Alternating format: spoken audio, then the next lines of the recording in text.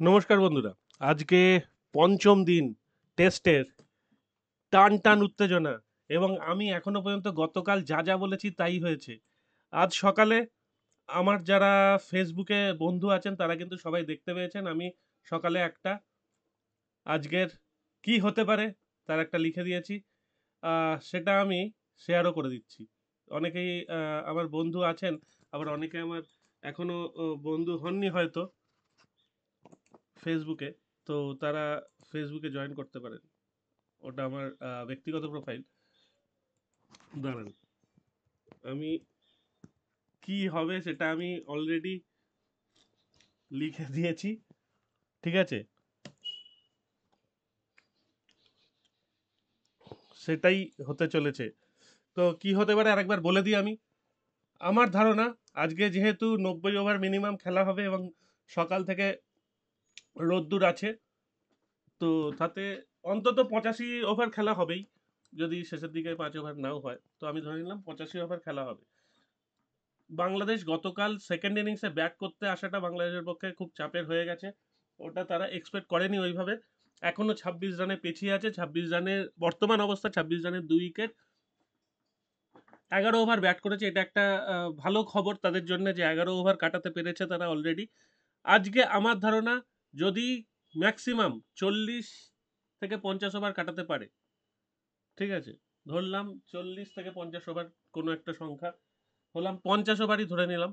50 over যদি কাটানো যায় বাংলাদেশের পক্ষ থেকে, তাহলে বাংলাদেশের রান, টোটাল রান ধরলাম 270, বা এখানে 252, তো 272 ধরছি। তার মানে ইন্ডিয়ার টার্গেট হবে 220, আর ইন্ডিয়ার হাতে ওভার থাকবে ওই 35 ওভার মতো। ঠিক আছে, 35 ওভারের কাছাকাছি থাকবে। তো 35 ওভারে, গতকাল 34 ওভারে 233 করেছে ইন্ডিয়া। আজকে ফোর্থ ইনিংসে ব্যাট করা যথেষ্ট কষ্টসাধ্য ব্যাপার। তো সেইটা হলো ইন্ডিয়ার ম্যাক্সিমাম টাফেস্ট টার্গেট হতে পারে, যে 220 রান করা, 35 ওভার মতো হাতে থাকা। সেই চ্যালেঞ্জ নিয়ে ইন্ডিয়া ম্যাচ যদি জিততে পারে তাহলে একটা বিশাল ব্যাপার। কিন্তু এটা হলো ম্যাক্সিমাম জায়গা যেটা বাংলাদেশ যদি 50 ওভার ব্যাট করতে পারে। আমার ধারণা বাংলাদেশ 50 ওভার ব্যাট করতে পারবে না। আর বাংলাদেশ 270 রান এখান থেকে দাঁড়িয়ে করতে পারবে না। এই ইনিংসে বাংলাদেশ সেকেন্ড ইনিংসে 270 রান করতে পারবে বলে আমার বিশ্বাস নেই। ঠিক আছে, যদি খুব বেশি হলে 170 রান করে, তাহলে কিন্তু ইন্ডিয়ার হাতে 120 রানের টার্গেট থাকবে। এবার দেখা যাক কত টার্গেট থাকে। আমার ধারণা ইন্ডিয়া আজকে এই ম্যাচটা জিতে যাবেই। সে কিভাবে জিতবে সেটাই এখন দেখার। কিন্তু গতকাল অনবদ্য অনবদ্য খেলেছে টিম ইন্ডিয়া, তো সেইটা সেলিব্রেশন আজকে করা উচিত জিতে। আচ্ছা, আহ, আর যে খেলা আছে নামিবিয়া ভার্সেস ইউএসএ, গতকাল কিন্তু ইউএসএ জিতে গেছে ইউএইর সঙ্গে।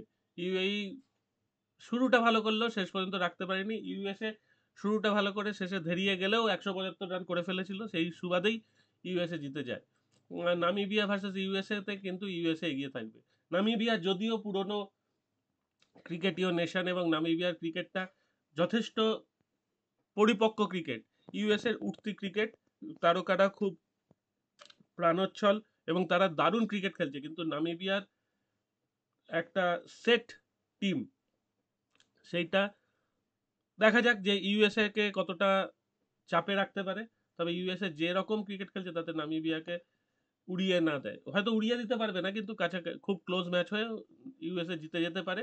নামিবিয়া জিতলে ভালো হবে টুর্নামেন্টটা, কারণ টুর্নামেন্টের তাহলে হিসাবটা দাঁড়াবে, নামিবিয়া একটা যদি জেতে তাহলে টুর্নামেন্টের হিসাবটা ঠিকঠাক দাঁড়াবে। ঠিক আছে, তাহলে সবাইকার দুটো ম্যাচে জয়লাভ হবে এক, তখন খেলাটা জমবে। আচ্ছা, আর যে টুর্নামেন্ট আছে কানাডা টি20-তে আছে কানাডা ভার্সেস নেপাল। গতকাল কিন্তু গতকাল দেখুন, কানাডার ইনিংসকে ছাড়িয়ে ওমান জিতে গেছে। তাতে করে এইখানে টুর্নামেন্টের অবস্থাটা দারুণ লাগছে, দুটো ম্যাচে একটা করে জয়লাভ সবাইকার। আজকে কানাডা ভার্সেস নেপাল, নেপাল যদি আজকে জয়লাভ করে তাহলে কানাডার চাপ বাড়বে, বাট কানাডা জয়লাভ করলে নেপালের চাপ বাড়বে। এই টুর্নামেন্টে খুব সুন্দরভাবে এগোচ্ছে এখনো পর্যন্ত। আচ্ছা, এইটা তো বলতেই হয়, ওমেন্স ওয়ার্ল্ড কাপ গতকাল বাংলাদেশ ওমেন কিন্তু পাকিস্তান ওমেনকে হারিয়ে দিয়েছে। সেটা ওয়ার্ম আপ ম্যাচ, যদিও সেটা খাতায় কলমে খুব একটা হিসাব থাকবে না, কিন্তু যারা খেলেছিলেন তাদের জন্য এটা সুবিধাজনক হয়েছে। তারা নিশ্চয়ই কিছু প্রফিট তুলে নিয়েছেন এখান থেকে। আর স্কটল্যান্ড অ্যাজ ইউজুয়াল শ্রীলঙ্কার সামনে দাঁড়াতে পারেনি। তাও 5টা উইকেট শ্রীলঙ্কার পড়েছিল, এটাই একটা আশ্চর্য ঘটনা। কিন্তু স্কটল্যান্ড 58 রানে অল আউট হয়ে গেছে। আর আরেকটা আশ্চর্য ঘটনা হচ্ছে, এই ম্যাচটা বৃষ্টির জন্য দেরিতে খেলা শুরু হয়েছিল। মানে দুবাইয়ের বৃষ্টির জন্য, বুঝতে পারছেন? আমরা সাধারণত জানি যে দুবাইয়ে অত বৃষ্টিপাত হয় না, তবু আমরা সেটাও দেখেছি যে দুবাইয়ে জল টল জমে কি একাকার কাণ্ড হয়েছে। তো যাই হোক, আজকে খেলা আছে 3টে, Australia women versus West Indies women. এই ম্যাচটায় অস্ট্রেলিয়া ওমেন এক পেসে জিতে যাবে এটাই এক্সপেক্ট করা হচ্ছে। যদি ওয়েস্ট ইন্ডিজ একটুও চাপ দিতে পারে তাহলে ভালো হয়। England women New Zealand women, England এক পেসে না জিতলেও ইংল্যান্ডই জিতবে। নিউজিল্যান্ড ওমেন ভালো খেলছে, কিন্তু ইংল্যান্ড ওমেন অনেকটা ভালো টিম নিউজিল্যান্ডের তুলনায়। আর India versus South Africa, India women South আফ্রিকার তুলনায় অনেকটা ভালো টিম, কিন্তু খেলাটা ফাইটিং হবে। আশা করছি ইন্ডিয়া জিতবে, তবু দেখা যাক শেষ পর্যন্ত কি হয়। আর আজকের পরে বোধহয় ওয়ার্ল্ড কাপ শুরু হবে। তারা সিরিজ কবে শুরু? বৃহস্পতিবার থেকে। আমি কভার করার চেষ্টা তো করবই, কিন্তু সব ম্যাচ আমি কভার করতে পারবো বলে মনে হচ্ছে না। ঠিক আছে, আমার আহ, কাজের সূত্রে 3 দিন আমি থাকবো না। শুক্রবারে এটা কভার করে দেবো হয়তো, কিন্তু শনি রবি